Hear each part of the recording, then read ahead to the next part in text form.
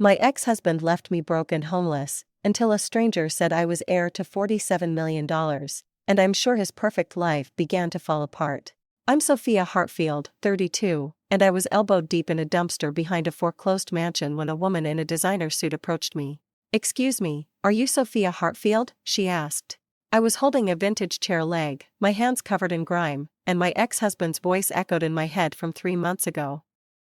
"Nobody's going to want a broke homeless woman like you." Yeah. Nothing says architectural genius like evaluating trash for resale value at 7 a.m. on a Tuesday. I climbed out, wiping my hands on my filthy jeans. "That's me," I said. "If you're here to repo something, this chair leg is literally all I own." She smiled. "My name is Victoria Chin.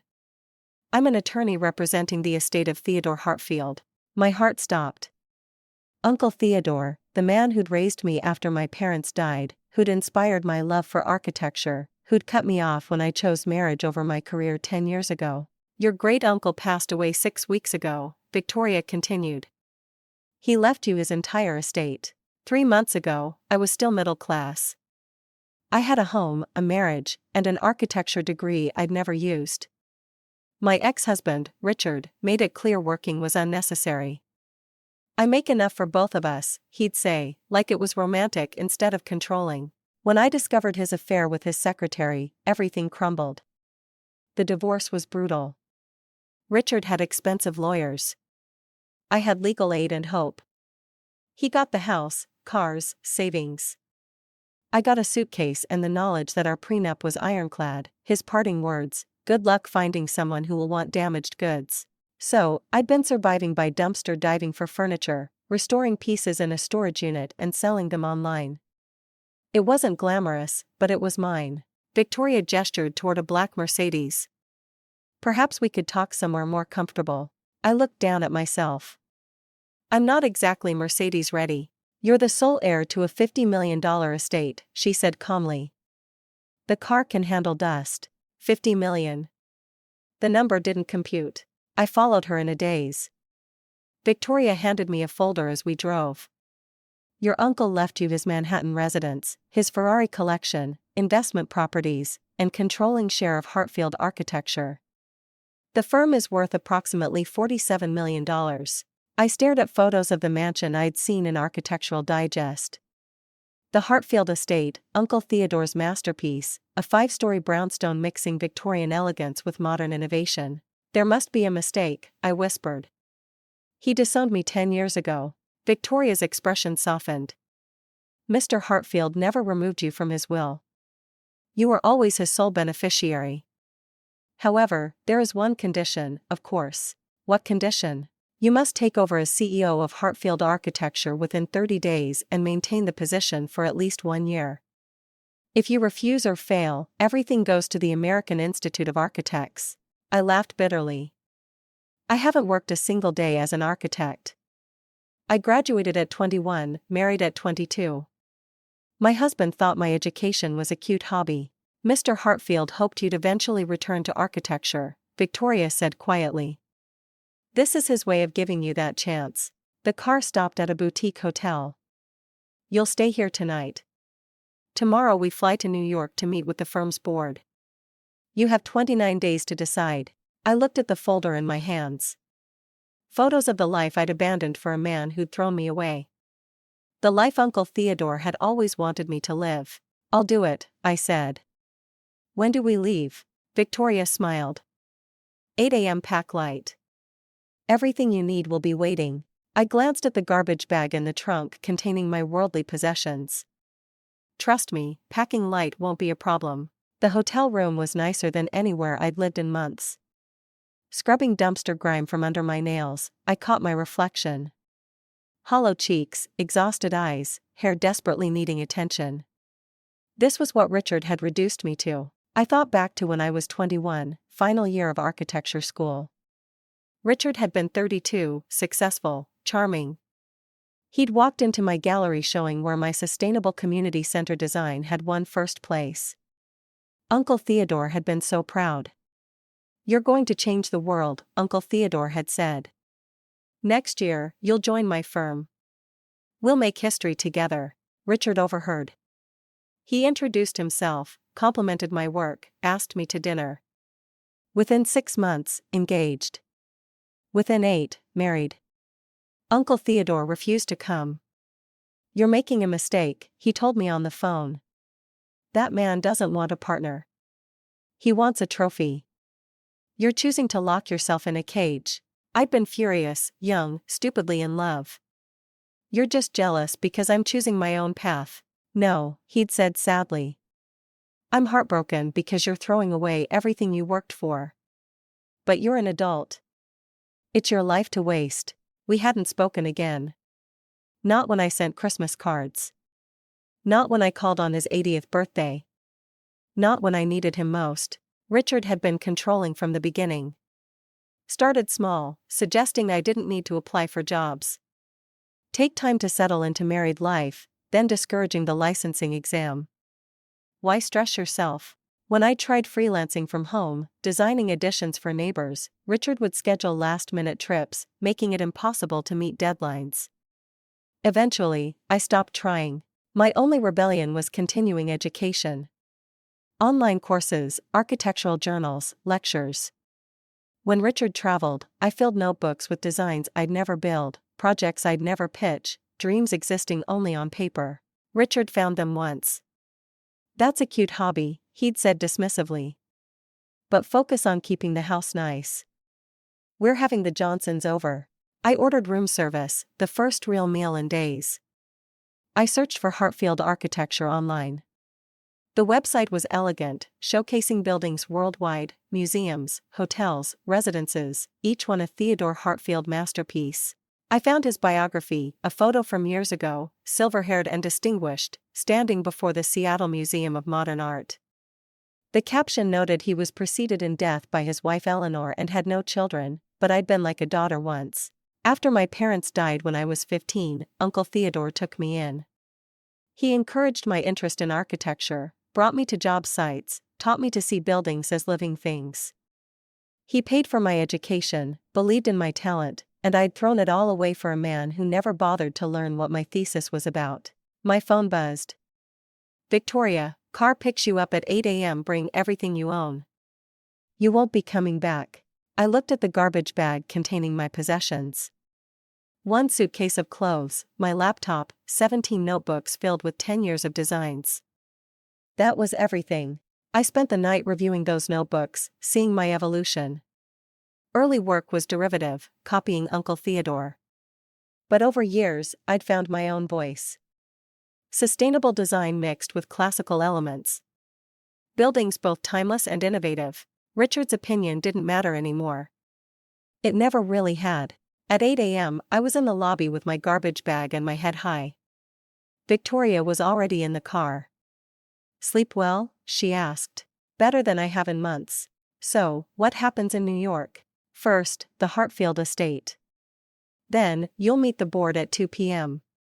They're expecting you to decline. Most have been positioning to acquire portions of the company.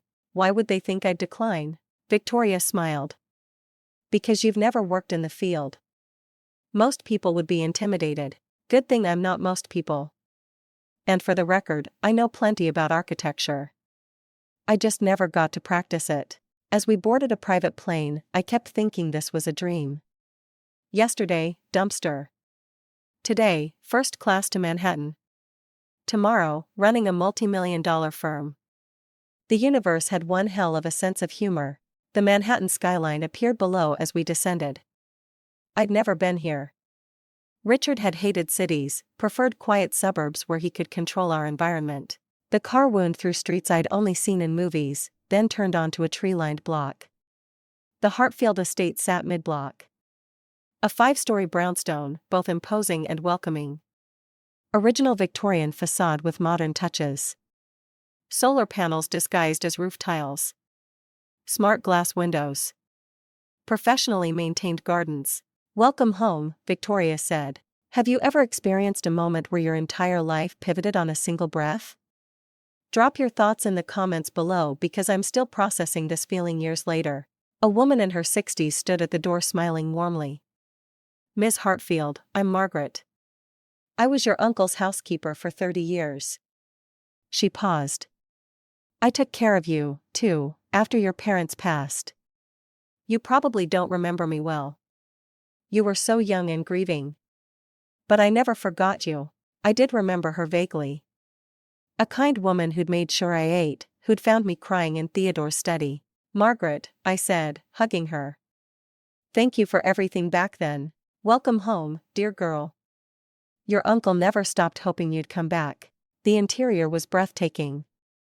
Original crown molding mixed with clean, modern lines, art on every wall. Furniture both comfortable and museum quality. This wasn't just a house. It was a statement about what architecture could be. Your uncle's suite is on the 4th floor, Margaret said, leading me upstairs. But he had the 5th floor converted into a studio for you. He did it 8 years ago. I stopped walking. 8 years ago?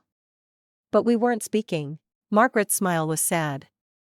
Mr. Theodore never stopped believing you'd come home eventually. He said you were too talented to stay buried forever. He kept this space ready for when you found your way back. The 5th floor was a designer's dream. Wall-to-wall windows, massive drafting tables, expensive computer setup, drawers filled with supplies. On one wall, a bulletin board with my college exhibition sketch pinned to it. I touched it gently, tears blurring my vision. Uncle Theodore had kept it all these years. He was very proud of you, Margaret said softly. He told me once that your talent was wasted but not lost, that you'd find your way back eventually. Victoria appeared in the doorway. The board meeting is in an hour. Would you like to change? Margaret had clothing delivered. In the bedroom, I found a closet full of professional attire, quality power suits. I chose navy blue that made me feel like the architect I'd never gotten to be. Downstairs, a man in his late 30s stood with Victoria. Tall, dark hair with hints of gray, kind but assessing eyes. Sophia Hartfield, he said, extending his hand. I'm Jacob Sterling, senior partner at Hartfield Architecture. I worked with your uncle for 12 years. The Jacob Sterling? You designed the Seattle Public Library expansion. His eyebrows rose. You know my work. I know everyone's work. I might not have practiced, but I never stopped studying. Your library expansion incorporated biophilic design principles most architects ignore. It was brilliant. Something shifted in his expression. Then you're not just Theodore's charity case. Good. The board is going to test you immediately. Jacob, Victoria warned. No, he's right, I said. They're expecting me to fail. Uncle Theodore knew that, too. Jacob smiled. Theodore said you were brilliant, but beaten down. He said the woman who walked into that boardroom would tell us everything we needed to know about whether you'd survived intact. I thought about Richard, about dumpster diving, about Uncle Theodore maintaining a studio, hoping I'd use it someday. Then let's not keep them waiting. The Hartfield Architecture offices occupied 3 midtown floors. Staff turned to stare as we entered. In the conference room, 8 people sat around a table, all looking at me like an unwelcome intruder. Ladies and gentlemen, Victoria began. This is Sophia Hartfield, Theodore Hartfield's great-niece and incoming CEO of this firm. A man in his 50s leaned back. With respect, Ms. Hartfield has never worked a day in this industry. This decision shows Theodore wasn't thinking clearly. Actually, Mr. Carmichael, I said steadily. My uncle was thinking perfectly clearly. He knew this firm needed fresh vision, not the same old guard clinging to past glory. I pulled out a notebook. This is a sustainable mixed-use development I designed 3 years ago. Rain gardens, green roofs, passive solar design. I have 16 more notebooks like this. 10 years of designs created in secret because my ex-husband thought architecture was a cute hobby. Carmichael flipped through it, expression unchanged, but other board members leaned in. A woman spoke up. Even if your designs are good, running a firm requires business acumen, client relationships, project management. You're right, I agreed. Which is why I'll rely heavily on the existing team, particularly Jacob. I'm not here to pretend I know everything. I'm here to learn, to lead, and to honor my uncle's legacy while bringing new ideas. If you can't handle working for someone who wants to push forward instead of maintaining comfortable mediocrity, you're welcome to leave. Victoria pulled out contracts. Those who wish to stay will sign new agreements. Those who don't can collect severance. You have until end of business today. As the meeting dispersed, Jacob approached. That was well played. You made enemies of half the board, but the half that matters respects you. Did I make an enemy of you? Theodore told me a year ago that if anything happened, I should help you succeed. He said you'd been buried alive for too long, and when you broke through, you'd be unstoppable. I think he was right. I looked out at the Manhattan skyline. He usually was, though his taste in board members could use work. Carmichael looks like he eats kittens for breakfast. Jacob laughed. You're going to do just fine here. My first week was a crash course in everything I'd missed. Jacob became my shadow, walking me through projects, introducing clients, explaining office politics. It felt like coming home to a place I'd never been. Your uncle had a specific management style, Jacob explained in my new office. Theodore's space cleaned except for his favorite pieces. A 1970s drafting table worn smooth. A leather chair smelling faintly of his cologne. Architectural models of his famous buildings. Let me guess, I said. Terrifying. Brilliant. Impossible to please. Jacob laughed. Close. He demanded excellence, but gave freedom to find your own path. He'd rather see spectacular failure than mediocre success. I understood that philosophy. Uncle Theodore had been the same when I was younger. My computer pinged. An email from Carmichael to all senior staff. Moving forward. All design decisions require board approval before client presentation. I looked at Jacob. That's not how Uncle Theodore ran things. No, Theodore trusted his architects. Carmichael's trying to undermine you. I hit reply all. This policy is rejected. Hartfield Architecture succeeded because we trusted our designer's expertise. Board approval is required only for projects exceeding $10 million as outlined in the company charter. Send. Jacob's eyebrows rose. You just made him look foolish. Good. Richard spent 10 years making me second-guess every decision. I'm done letting men tell me I need permission. Carmichael responded within minutes, requesting a private meeting. I agreed with Jacob present. When Carmichael entered, his expression was cold. Ms. Hartfield, I'm trying to protect this company's reputation by circumventing protocol and undermining the CEO. Interesting strategy. Your uncle left me 30% of this company. I've been here 23 years. I'm not watching you destroy what we built. I leaned back in Theodore's chair. Let me be clear. My uncle left me controlling interest. You can work with me or against me, but if you choose against me, you'll lose. I suggest you spend the weekend thinking carefully about which path serves your interests. After he left, Jacob whistled. Where did that come from? I smiled, hands shaking. From 3 months of eating garbage and deciding I'd rather fail on my own terms. Also, I've been binge-watching Succession. Learned some things. That evening, exploring the office alone, I found folders in Theodore's cabinets labeled with my name by year, my undergraduate work, articles about my wedding, photos at various marriage stages, my smile growing hollow. In the recent folder, newspaper clippings about my divorce, court documents showing how badly I'd been screwed. Underneath, a letter in Theodore's handwriting dated 2 months before he died. Sophia, if you're reading this, you finally came home. I'm sorry for being stubborn. I should have called 1,000 times, but I was hurt you'd chosen so poorly. And by the time I swallowed my pride, too much time had passed. I watched you diminish yourself year after year. I wanted to intervene, but Margaret convinced me you needed to find your own way out. She was right. You had to choose to leave. This company was always meant for you. From the moment you moved in at 15 and studied my blueprints, I knew you'd be my successor. Not because you're family, but because you're brilliant. Your studio contains something special in the bottom right filing cabinet drawer. Use them wisely. And Sophia, I'm proud of you. I was always proud, even when I was too stubborn to say it. At the estate, I found the filing cabinet. The drawer was locked, but a key was taped underneath. Inside were 17 leather portfolios, each labeled with a year.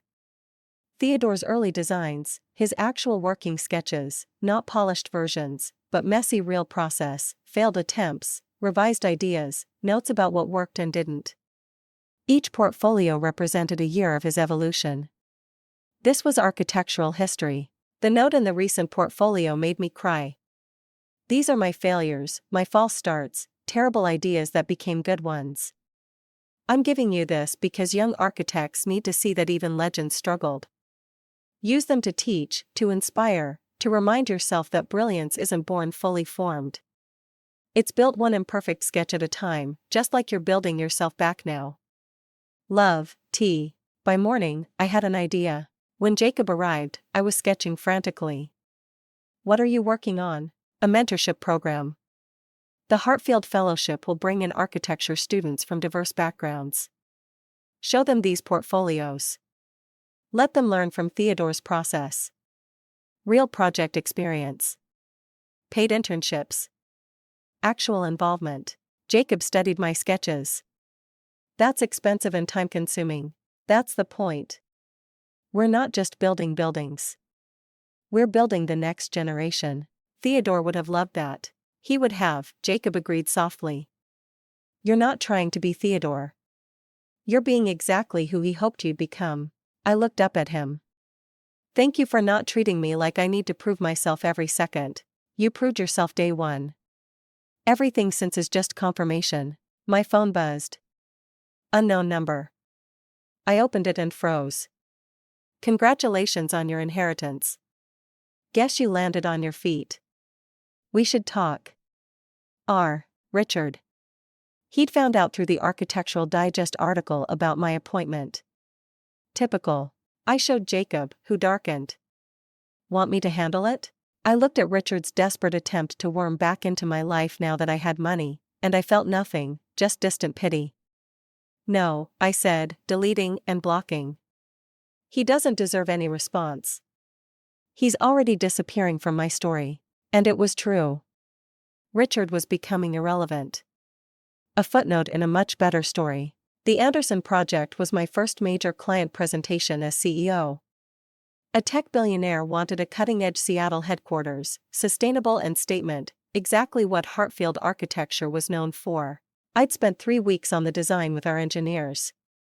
Green roof, rainwater collection, smart glass optimizing light and temperature. The building would be alive, responsive. Jacob called it exceptional. Theodore would be proud. The presentation was scheduled for 10 a.m. At 9:45, I arrived to find my laptop missing. My models were there, but the computer with my presentation was gone. Looking for this? Carmichael stood in the doorway holding my laptop. Found it in the break room. Someone must have moved it, right? And I'm the Queen of England. But I didn't have time to argue. I opened the laptop and pulled up my presentation. It loaded normally. But connecting to the projector, my stomach dropped. The file was corrupted. Slides jumbled, images missing, renderings replaced with error messages. Everything okay? Jacob asked, entering with clients. I had 30 seconds to decide. Panic, postpone, admit defeat, or do what Theodore would have done. Actually, I said, closing the laptop with a smile. Let's do this differently. Mr. Anderson, you said you wanted a building that tells a story. Let me tell you that story. I moved to the whiteboard and started sketching, my hand moving with confidence built over 10 years. I drew the building silhouette, explained how the shape was inspired by landscape, how every angle had purpose. Traditional architecture treats buildings as static objects, I said, sketching details. But your headquarters will be dynamic, alive. I drew arrows showing airflow, water collection, seasonal sun angles. In summer, the smart glass darkens automatically. In winter, it opens to maximize passive solar heating. Anderson leaned forward, eyes bright. I kept drawing, kept talking, explaining every choice. Jacob handed me colored markers and I added depth, shadow, life. By the time I finished 45 minutes later, the whiteboard was covered in comprehensive representation of my vision. Raw, honest, clearly genuine passion. Anderson stood, examining the board. This is exactly what I wanted. Someone who understands buildings as living systems. When can you start? After they left, having agreed to terms immediately, I finally breathed. Jacob was grinning. That was extraordinary. Someone corrupted my files. This was sabotage. I know. Carmichael borrowed your laptop yesterday. Said he wanted to review timelines. It doesn't matter. He wanted me to fail. Instead, I showed everyone I don't need fancy presentations. The work speaks for itself. That evening, I called an emergency board meeting with Victoria as legal counsel. I want to address what happened this morning. My files were deliberately corrupted to undermine my credibility. Carmichael shifted uncomfortably. That's serious. It is, which is why I had to trace the modifications. They originated from your computer yesterday at 6:47 p.m. Silence. Carmichael's face reddened. I was reviewing files. If something was accidentally modified, there was nothing accidental about corrupting every backup, Jacob said coldly. I was testing her, Carmichael snapped. Theodore left this company to an untested amateur. I laughed. You wanted to see if I'd crumble, Mr. Carmichael? I spent 3 months living out of a storage unit. I dumpster dove for furniture to sell for food. You corrupting files doesn't even register. But sabotaging company interests to serve your ego makes you a liability.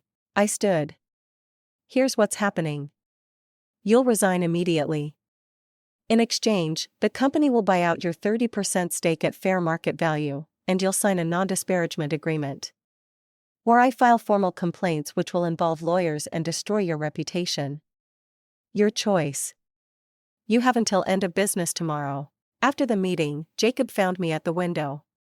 You handled that perfectly, did I? Part of me wanted to just fire him, but you gave him a way out that preserves dignity while removing the threat. That's better leadership.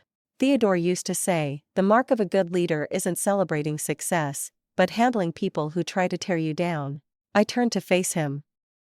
Jacob, why are you really helping me? You could have taken over this company. He was quiet. Theodore asked me to. Yes, but I'm not doing this out of obligation. In 1 month, you've already started changing this place. The fellowship program, the way you talk to junior architects, how you treat buildings as living systems. You're bringing passion back. He stepped closer. And because I watched your improvised presentation, the way you drew, the way you spoke with your whole body, that's not someone faking it. That's someone who's been suffocating and finally learned to breathe. There was something in his voice that made my heart skip. This wasn't just professional respect. Jacob, I started, but he held up a hand. I'm not going to complicate things. You just got out of a terrible marriage.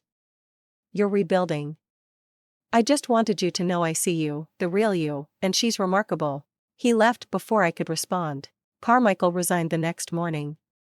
The company bought out his shares, redistributing them among remaining board members and key employees. The biggest obstacle to my leadership was gone. But I had a feeling the real challenges were just beginning.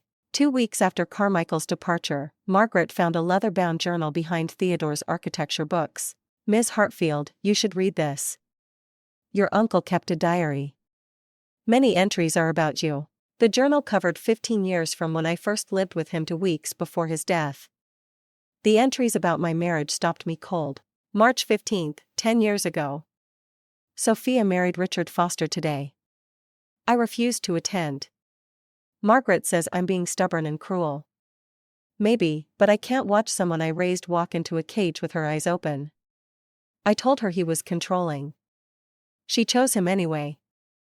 All I can do now is wait and hope she finds her way back. December 8th, 9 years ago.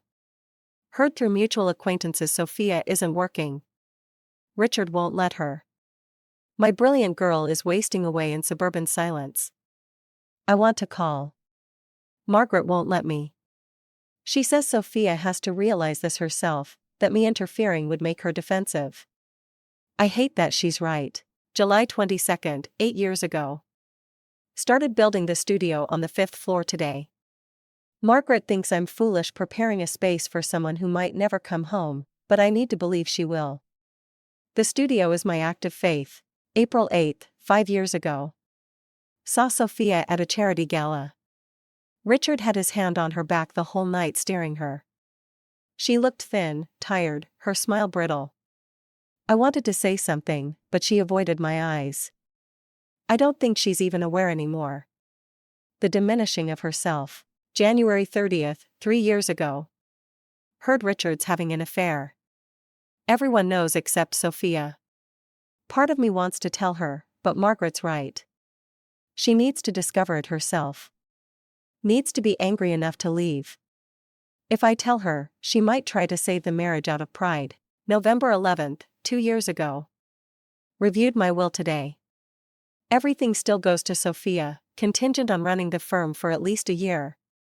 Jacob thinks I'm manipulative, maybe, but this company was always meant for her since she was 15 and I found her sketching my buildings. She has the gift. She just needs to remember. September 4th, 1 year ago. Doctor says I have maybe 6 months. I've made peace with dying. What I can't make peace with is the possibility Sophia will spend her life in that prison of a marriage. All I can do is leave her the tools to rebuild when she's ready. December 20th, 6 months ago. Sophia filed for divorce. Thank God this is her chance. The divorce will be brutal, but she's stronger than she knows. March 8th, 8 weeks ago. I'm dying faster than expected. Pain is considerable, but I'm content. Victoria has instructions to find Sophia after I'm gone. The rest is up to her. She'll either take the challenge or find her own path. Either way, she'll be free. That's all I ever wanted. Love always, Theodore. I sat in his study, tears streaming, feeling grief, gratitude, love for a man who'd prepared a studio 8 years before I needed it, just in case. He loved you very much, Margaret said. Everything he did came from that love. He thought if he pushed too hard, you'd pull away.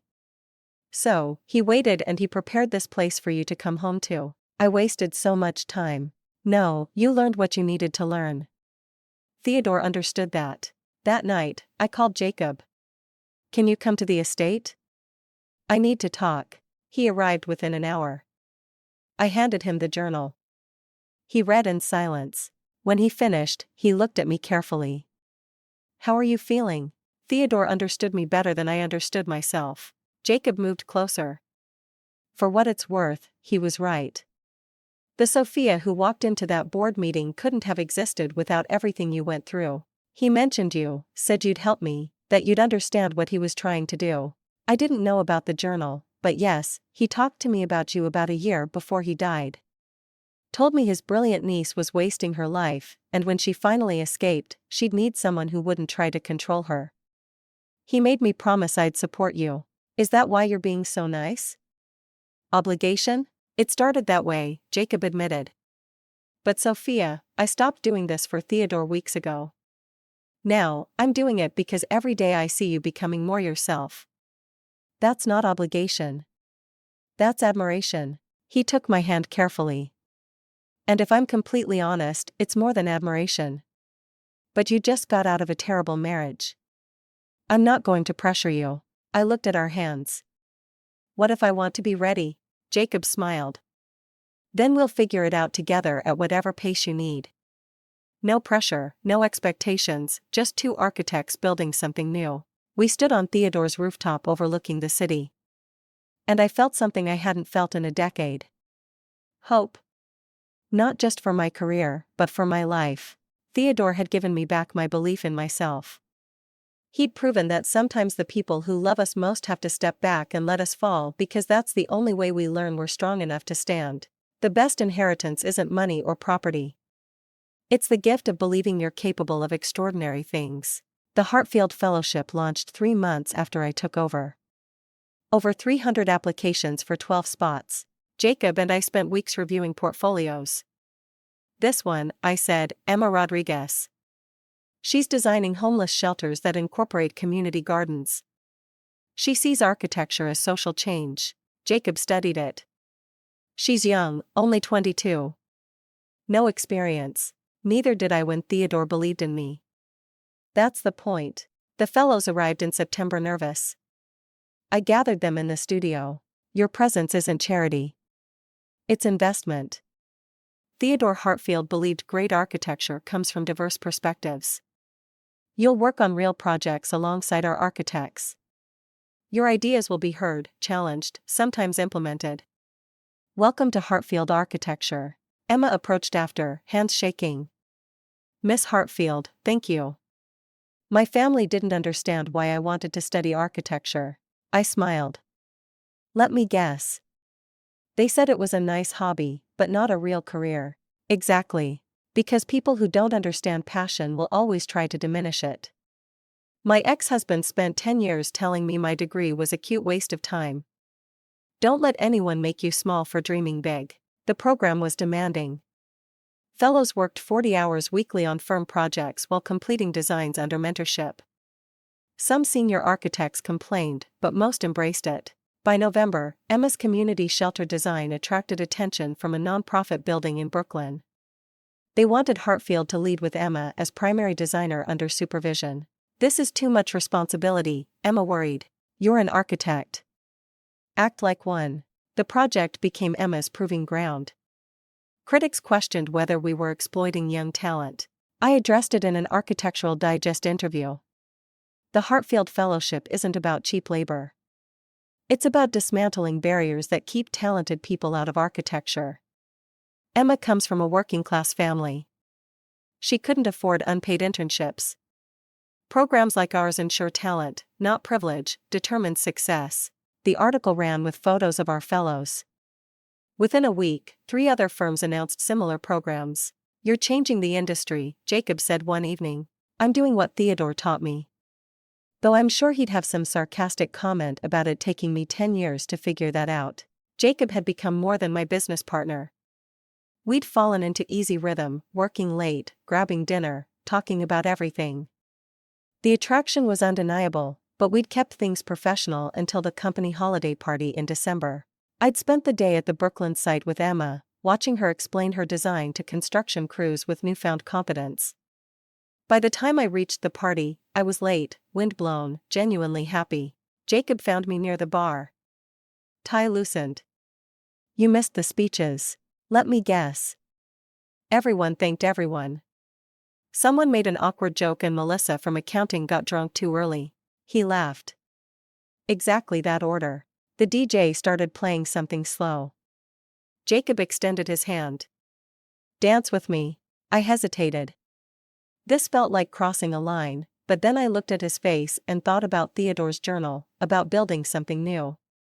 One dance. He pulled me close. We swayed to the music, not talking, just being. Sophia, he said softly. I know we agreed to keep things professional. We did. And I know you're still healing. I am. But I need you to know something. I'm in love with you. Not falling, but completely, irrevocably in love. I'll wait as long as you need or step back entirely. But I couldn't go another day without telling you. My heart raced. Part of me wanted to panic. But a bigger part. The part that had learned to take bold risks wanted to jump. I'm terrified. Richard made me doubt everything. What if I'm not ready? What if I mess this up? Then we'll figure it out together. I'm not Richard. I don't want to control you. I love who you are right now. The brilliant architect who improvises presentations and starts fellowship programs. That's not someone who needs changing. I kissed him then there on the dance floor in front of half the company, impulsive, probably complicated but right. When we pulled apart, the room was quiet. Then someone clapped and suddenly everyone was applauding. I buried my face in Jacob's shoulder, laughing. Well, he said, grinning. So much for professional. Theodore said the best architecture comes from bold risks. Guess that applies to life, too. What do you think will happen next? Drop your predictions in the comments. And don't forget to hit that subscribe button because this story is about to take a turn. Nobody saw coming. The relationship with Jacob changed everything and nothing. At work, still CEO and senior partner. After hours, just Sophia and Jacob learning each other. He was patient with my hesitations, never pushing, always there when I needed grounding. Unlike Richard, who'd needed me small, Jacob seemed to grow alongside me. "Tell me about your marriage," he asked one night in January as we sat in the library. A month since we'd made things official. Snow was falling outside. I tensed. "Why?" "Because I can see you waiting for me to become him. Every time you accomplish something, you brace yourself. I want to understand what he did so I never accidentally echo it." I'd never talked about details with anyone, but Jacob's face held only concern. He made me feel like everything about me was too much or not enough. He made me feel like everything about me was too much or not enough. My degree was cute, but impractical. My ideas were hobbyist nonsense. When I got excited about architecture, he'd call it obsessive. When I was quiet, boring. I couldn't win. That wasn't about you. That was about him needing you insecure. I know that now, but for 10 years, I believed him. I made myself smaller and smaller. Spoiler alert, it didn't work. He still cheated. Jacob took my hand. "Sophia, you're the most extraordinary person I've ever met. Your passion isn't too much. It's everything. When you talk about buildings, your face lights up. The day you walked into that board meeting and refused to apologize for existing, I knew you were going to change everything." I kissed him, overwhelmed by the difference between being celebrated versus erased. "I love you," I said. "First time. I'm still figuring out how to do this without fear, but I love you. We'll figure it out together. That's the difference. We're a team." In February, Architectural Digest ran their feature. The article wasn't just about the fellowship. It was about my story, dumpster diving to running a prestigious firm. Theodore's decade of waiting, transforming Hartfield architecture. The response was overwhelming. Media wanted interviews. Schools invited me to speak. Clients wanted Hartfield. My Instagram gained 50,000 followers in a week, but visibility brought unwanted attention. Richard called on a Tuesday. I was in a meeting when my phone lit up with his name. I'd never changed his contact. Probably should get therapy about that. I ignored it. He called again, then texted. "Saw the Architectural Digest article. Impressive. We should talk." I showed Jacob, who frowned. "Block him. I want to know what he wants first." Next message. "I made mistakes. I see that now. Maybe we could meet for coffee." Closure. I laughed bitterly. He wants back in now that I'm successful. You're not meeting him. God, no. But I am going to respond. I typed, "Richard, you spent 10 years convincing me I was worthless. You took everything and told me nobody would want a broke homeless woman. You were wrong about me then, and you're irrelevant now. Don't contact me again." Send, block, delete. It felt amazing. Jacob pulled me close. "How do you feel?" "Free." He doesn't get to rewrite history. He made his choices and I've moved far beyond them. But Richard wasn't done. He reached out to Emma through LinkedIn claiming to be a friend. She immediately told me and sent screenshots. "Some guy named Richard Foster messaged me, said he was your ex, and wanted to congratulate you." I told him I don't pass messages to my boss from strangers. "Was that okay?" "That was perfect." "That was if he contacts you again, block him." Richard's final attempt came through his lawyer, a letter requesting a meeting to discuss potential business opportunities and reconciliation. Jacob read it with anger. "He wants you to invest in his company. He's using your success to fund his failing business. Of course, he spent our marriage taking from me, though I got to admire the audacity." I had Victoria draft a response. "Miss Hartfield has no interest in any professional or personal relationship with Mr. Richard Foster. Further contact will be considered harassment and will result in legal action." That stopped the calls, but it didn't stop Richard talking.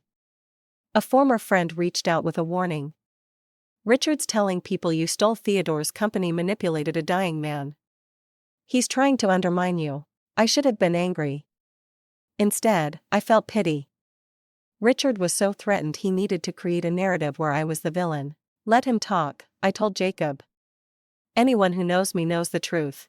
The gossip reached Theodore's social circle, resulting in a gallery opening invitation from Patricia, an art dealer close to my uncle. Several people have been saying things. I'd like to hear your side. I attended with Jacob. The gallery was filled with architectural photography, including Theodore's buildings. Patricia greeted me warmly. You look just like your uncle when he was young. Same fire in your eyes. I've heard people have questions about the will, about Theodore. Patricia smiled. Darling, those people are jealous gossips. Theodore talked about you constantly in his final years. He was so proud even when you weren't speaking. He showed me your notebooks once. Said you'd outshine him someday. By evening's end, I'd met a dozen of Theodore's closest friends, all sharing stories about how he'd tracked my life from a respectful distance. How he'd planned this inheritance for years. How he'd known I needed to find my own way out. Your ex is spreading rumors because he's threatened, one architect told me bluntly. Theodore always said the measure of character is how people handle another's success. Richard's showing everyone exactly who he is. Driving home, Jacob asked, do you regret any of it? The marriage, the lost years? I thought. Seriously. I regret the time lost. I regret believing his lies. But I don't regret the journey because it led here. If I hadn't hit rock bottom, I might never have appreciated standing on top. Or I'd be insufferable about it. Actually, I might be insufferable anyway. Jacob laughed. You're not insufferable. You're confident. There's a difference. Theodore would approve. He always said false modesty was just another way of lying. Spring brought new challenges. The Brooklyn shelter neared completion, and Emma's design attracted attention from city planners wanting to replicate it. But success bred scrutiny. Marcus Chen, CEO of a rival firm, started a whisper campaign questioning our methods. He suggested we were exploiting fellows, that our growth was unsustainable, that I was writing Theodore's reputation. Your standard insecure competitor nonsense. I could have ignored it. Jacob advised me to engaging gives them legitimacy, but I was tired of men underestimating me. When Marcus published an op-ed in a major journal criticizing the fellowship, I responded publicly. My article was titled Building Bridges, Why Architecture Needs New Voices. I laid out the fellowship structure, compensation, mentorship model. I addressed privilege head-on. Marcus Chen inherited his firm from his father. I don't judge that advantage, but I do judge him pulling the ladder up behind him. The question isn't whether programs like Hartfield Fellowship are exploitative. It's whether the industry can evolve beyond nepotism to serve the communities we design for. The article went viral. Schools shared it. Young architects praised it. Marcus looked like what he was. A privileged man threatened by change. Theodore's friends rallied. Patricia wrote praising the fellowship. Other architects followed, creating support that drowned Marcus' criticism. But attention brought something unexpected. A streaming network producer reached out about a documentary on transformative architecture. They wanted to feature the Brooklyn shelter, the fellowship, my story. This is huge exposure, our marketing director said. But it means opening your personal life to scrutiny. I looked at Jacob. What do you think? I think you'll do whatever your gut tells you, but consider what you're comfortable sharing. Your story is powerful but personal. That night, we talked it through. If I do this, people will ask about my marriage, about why Theodore and I didn't speak. I'd have to talk about Richard, which means talking publicly about emotional abuse, Jacob said quietly. I hadn't considered that angle. I don't want to give him that much real estate in my story. He already took 10 years. But as I said it, I realized something. Richard wasn't the story. Theodore was. My resilience was. Richard was just the obstacle I'd overcome. I'll do it, but I control the narrative. They film what I allow. This is architectural journalism with emotional depth, not reality TV. The crew arrived in May. For 2 months, they documented everything. The Brooklyn shelter opening where Emma gave a speech that made me cry with pride. Fellowship students presenting to real clients. Board meetings with mutual respect instead of power plays. They interviewed Theodore's friends sharing stories. Margaret talked about watching him track my life from afar. The pain of seeing me struggle. And they asked about Richard. In the interview filmed in Theodore's studio, I kept it simple. I was married to someone who needed me small to feel big. He saw my education as a threat. The divorce devastated me financially but freed me emotionally. Sometimes losing everything is gaining yourself back. The interviewer pressed for details, but I smiled and shook my head. The specifics don't matter. What matters is I survived and built something beautiful from the wreckage. That's the only story worth telling. Richard gets to be a footnote. And honestly, even that's generous. The documentary was fast-tracked for the streaming platform's fall lineup. They wanted to capitalize on the buzz around our fellowship program. When it aired in August, just 4 months after filming began, the response was overwhelming. Architecture students reached out sharing stories of family pressure. Women wrote thanking me for talking about emotional abuse without sensationalizing it. The fellowship received over 1,000 applications, and Richard called again because apparently the man never learned. I was at dinner with Jacob when my phone buzzed with an unknown number. I answered out of curiosity. "Sophia, it's Richard." I froze. Jacob reached across to take my hand. "How did you get this number?" "I saw the documentary. You made me look like a villain. I didn't mention your name once." "If you saw yourself in my story, that says more about you than me." "It's called introspection. You should try it sometime. People know it was me. Your friends, our old neighbors. You're destroying my reputation." I laughed. "Richard, I haven't thought about you in months." "I don't care about your reputation." I told my truth, and if it makes you uncomfortable, maybe reflect on why. "It's honestly impressive how delusional you are. I want a public apology. A statement saying I wasn't abusive, that the divorce was mutual." "No, Sophia. I'm going to say this once. You spent 10 years making me believe I was worthless. You took everything in our divorce. You mocked my education. And now that I've built something extraordinary, you want to rewrite history." I stood walking outside. "I don't owe you anything. Not my silence, not my comfort, not a single second of my time. You're a footnote in my story. Lose my number, lose my name, lose any hope that I'll ever consider you relevant again." I hung up and called Victoria. "Richard just demanded a public apology. I need a cease and desist. If he contacts me or anyone associated with me ever again, I'm pursuing legal action. Consider it done. And Sophia, I'm proud of you." Back at the table, Jacob was waiting with my wine and a proud smile. "You okay?" "I'm perfect."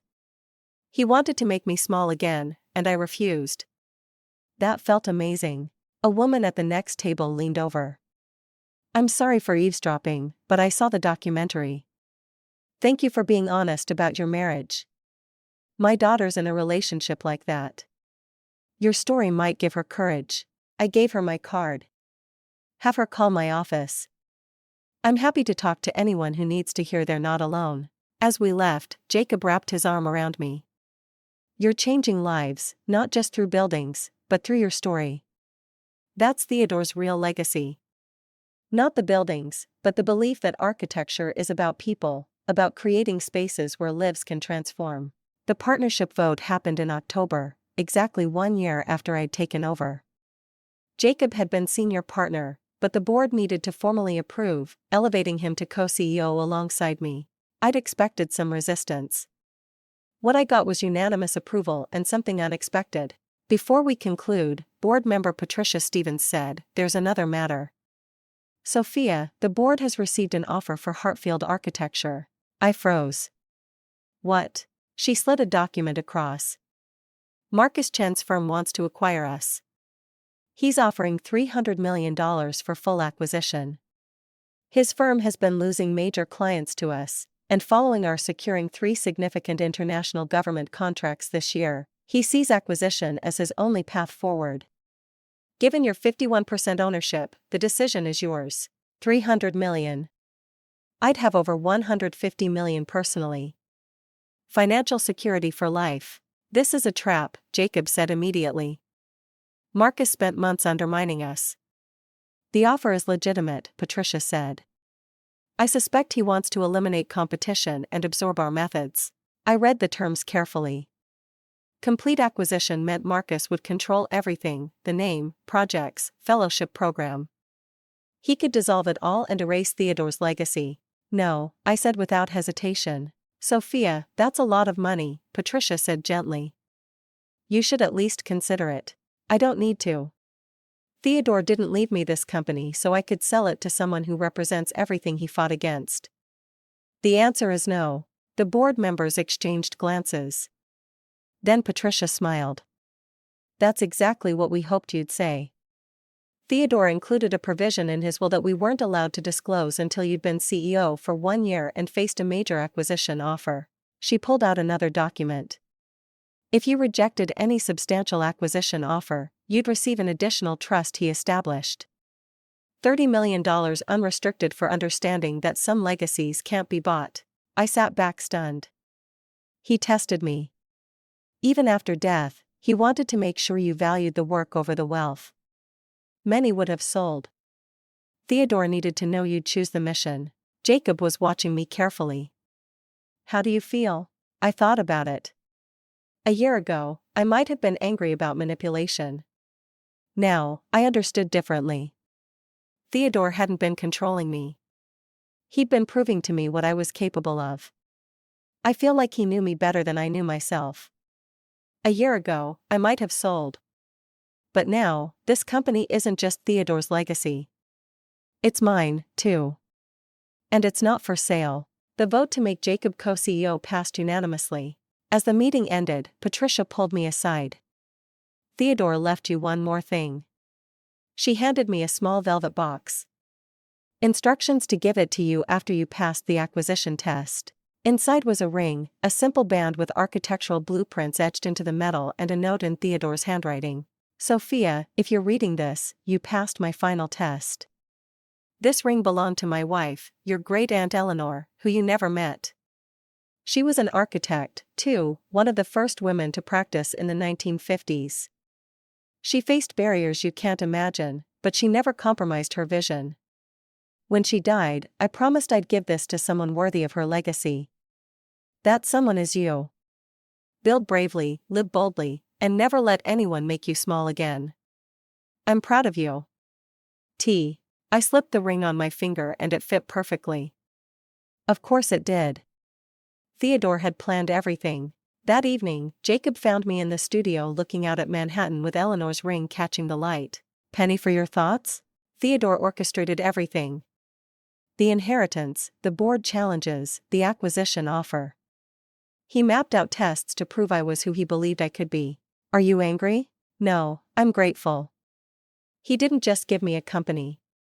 He gave me challenges that forced me to become the architect, the leader, the person I was always meant to be. Without those tests, I might have doubted myself forever. Jacob wrapped his arms around me from behind. You know what I think? Theodore knew you'd pass every test because you already had something Marcus Chen and people like Richard will never understand. What's that? The ability to value people over profit, to see potential in problems, to build up instead of tear down. That's why I fell in love with you. Not because you're Theodore's heir, but because you see the world as a place worth improving. I love you, too. You've been my partner through all of this.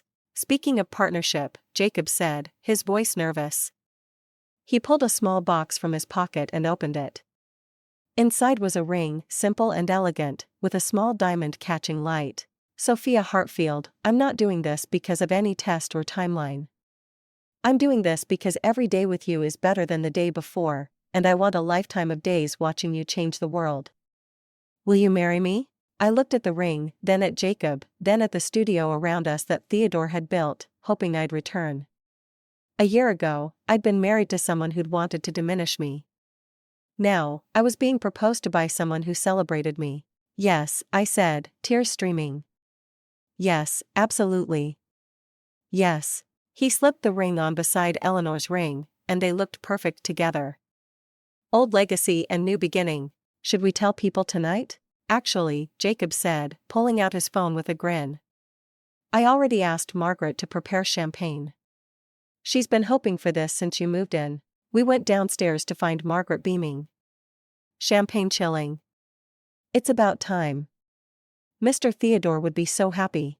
He probably planned this, too, I said, laughing through tears. Probably has a letter about how Jacob was perfect for me. Actually, Margaret said, heading to Theodore's study.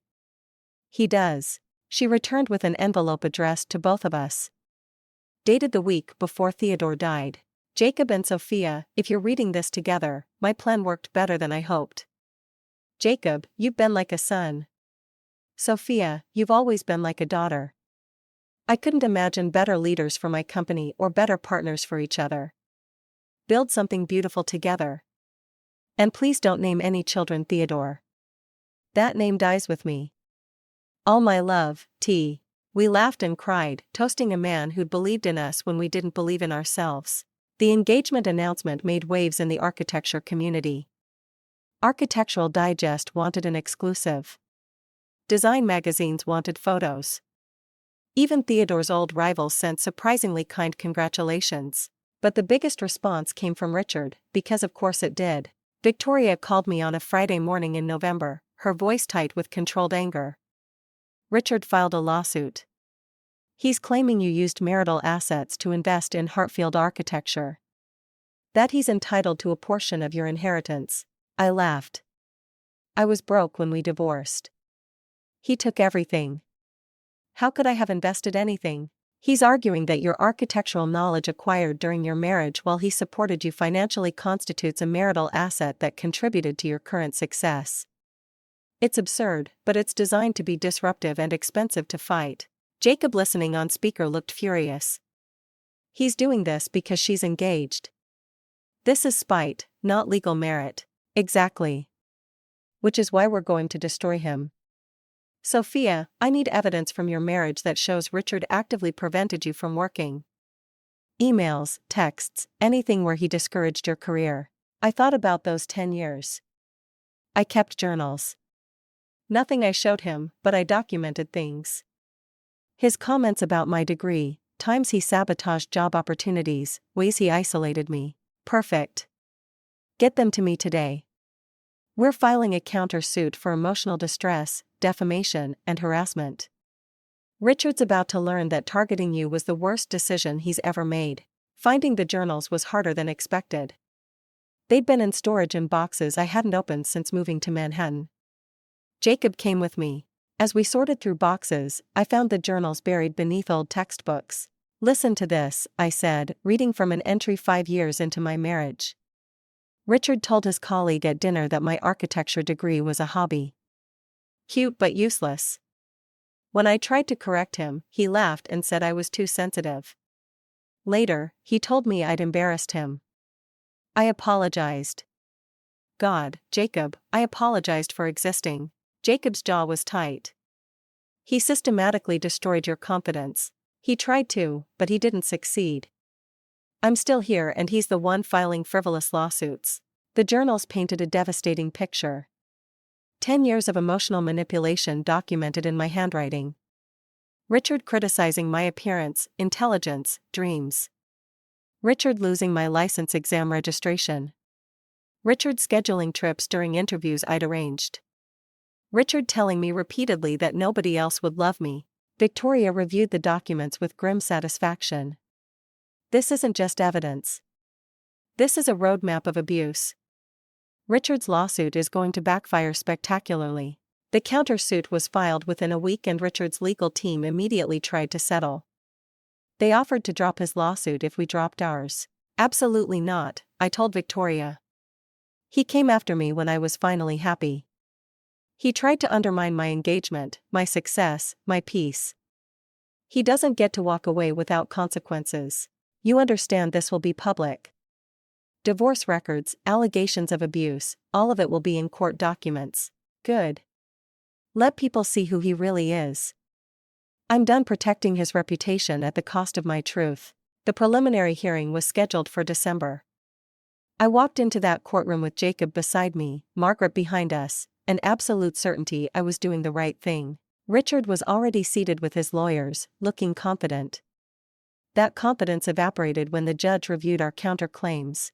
Mr. Foster, these allegations are quite serious. Emotional abuse, financial control, deliberate career sabotage. Your attorney indicated this was a simple property dispute. Richard's lawyer stood. Your Honor, these accusations are exaggerated. My client supported Ms. Hartfield financially throughout their marriage. Victoria rose smoothly. Supported her or imprisoned her, Your Honor. We have extensive documentation showing Mr. Foster systematically prevented Ms. Hartfield from pursuing her career. He discouraged employment, sabotaged applications, used financial control to maintain dominance. This wasn't support. This was abuse designed to keep her dependent. She presented the journals, email evidence, testimony from our marriage counselor. By the time she finished, Richard looked pale and small. The judge was not sympathetic. Mr. Foster, these documents suggest your lawsuit is retaliatory rather than substantive. Ms. Hartfield received her inheritance after your divorce was finalized. You have no legal claim. Moreover, claiming her education as marital property when you actively prevented her from using it professionally is both legally frivolous and morally questionable. Richard's lawyer tried to argue, but the judge cut him off. Motion dismissed with prejudice. Mr. Foster, you're fortunate Miss Hartfield isn't pursuing criminal harassment charges. I suggest you consider this outcome a gift and move on with your life. Outside the courthouse, reporters were waiting. Miss Hartfield, how do you feel about the judge's ruling? Vindicated. My ex-husband spent 10 years trying to make me believe I was worthless. He took everything in our divorce. And when I rebuilt my life, he tried to take that, too. Today, a judge confirmed what I already knew. Richard Foster is a small man who can't handle strong women.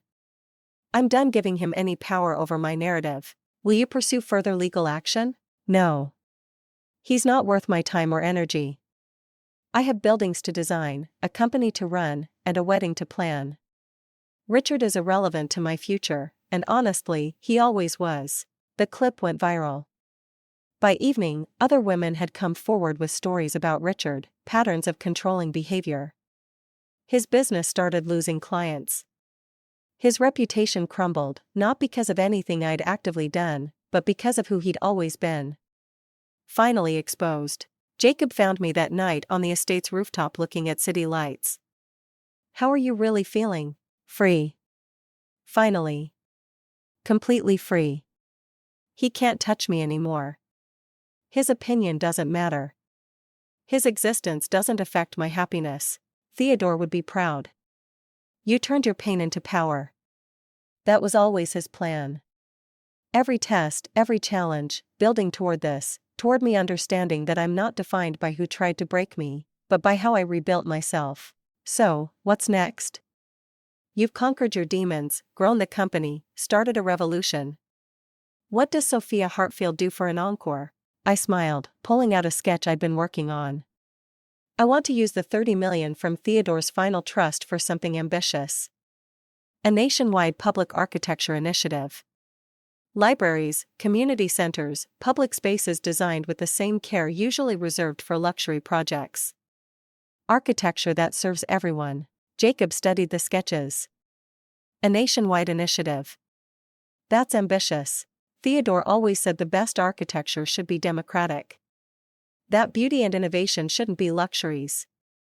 This is how I honor his memory while making my own mark. Our own mark, Jacob corrected. Partners.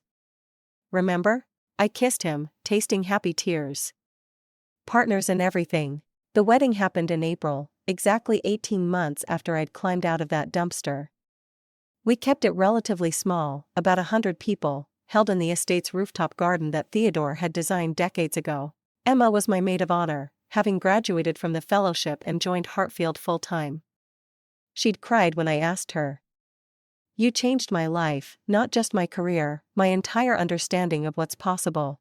You did that yourself. I just opened the door. Patricia walked me down the aisle. Theodore's closest friend serving as the family I'd chosen. Margaret sobbed through the ceremony, clutching a handkerchief Theodore had left specifically for this occasion. Jacob's vows were simple and perfect. Sophia, you taught me that partnership means celebrating each other's strength, not competing with it.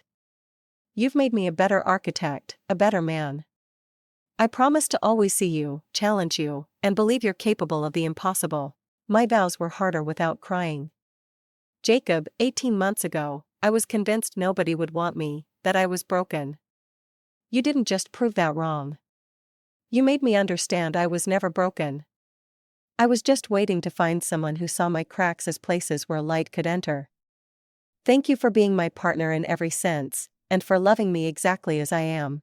We danced under string lights, surrounded by people who'd watched me transform. The documentary crew filmed a brief epilogue segment, the final chapter of an award-winning series about architecture, redemption, and second chances. As evening wound down, Jacob pulled me aside to the studio. On the drafting table was a leather portfolio I didn't recognize. Theodore left this with Patricia instructions to give it to us on our wedding day. Inside were sketches, dozens of them, designs Theodore had created but never built. Community centers, schools, affordable housing, social architecture for people society often overlooked. The note read, "Sophia and Jacob, these are my dreams that I never had time to realize. Now they're yours. Build them together boldly for people who need proof that someone sees their worth." Architecture isn't just about creating beautiful spaces.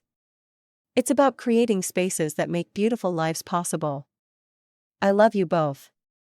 Now, stop reading and go dance with your wife, Jacob. We laughed through tears, Theodore's voice so clear. Then we returned to the party, to the life we were building together. The Public Architecture Initiative launched the following year.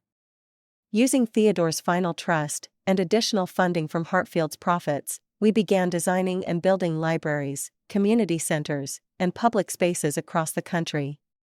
Each incorporated sustainable design, local artists, and community input, architecture as collaboration. Emma led the design for the Philadelphia Community Library, her first project as lead architect.